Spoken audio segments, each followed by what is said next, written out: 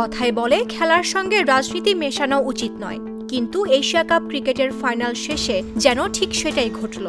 ভারত পাকিস্তানের মাঠের লড়াই শেষ হতে না হতেই নতুন করে জ্বলে উঠল দুই দেশের পুরনো বৈরতা। রোববার উত্তেজনাপূর্ণ ফাইনালে পাকিস্তানকে হারিয়ে চ্যাম্পিয়ন হয় ভারত। সেই জয়কে ঘিরেই ঝড় তোলে প্রধানমন্ত্রী নরেন্দ্র মোদীর এক্সপোস্ট। তিনি লেখেন, খেলার মাঠেও অপারেশন সিঁদুর, ফলাফল একই, ভারত জয়ী। মুহূর্তেই এই মন্তব্য ঘিরে সৃষ্টি হয় কূটনৈতিক অগ্নিগর্ভা পরিস্থিতি। অপারেশন সিঁদুর এ শব্দটি সাধারণ ক্রিকেট ভক্তদের কাছে হয়তো নতুন শোনালেও বাস্তবে তা ছিল রক্তক্ষয়ী সামরিক অভিযানের নাম। মাত্র ৪ মাস আগে কাশ্মীরের সন্ত্রাসী হামলার পর পাকিস্তানের ভেতরে প্রবল বিমান হামলা চালিয়েছিল ভারত।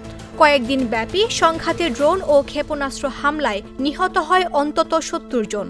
দুই দেশই বিজয়ের দাবি করলেও বাস্তব ক্ষয়ক্ষতি গোপন রাখেনি আন্তর্জাতিক গণমাধ্যম।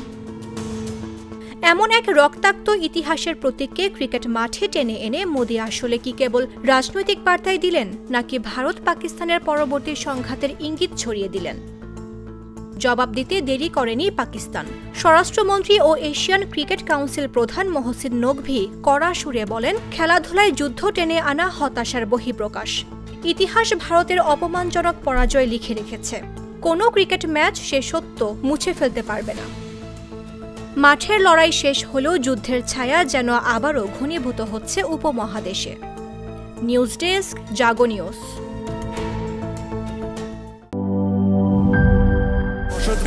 প্রয়োজনে গভীর থেকে পানি আনে, আরএফএল সেরা পাম্প, সবাই তো সেটা জানে। অন করলেই পানির তুফান, আরএফএল পাম্প, ঝামেলার অবসান।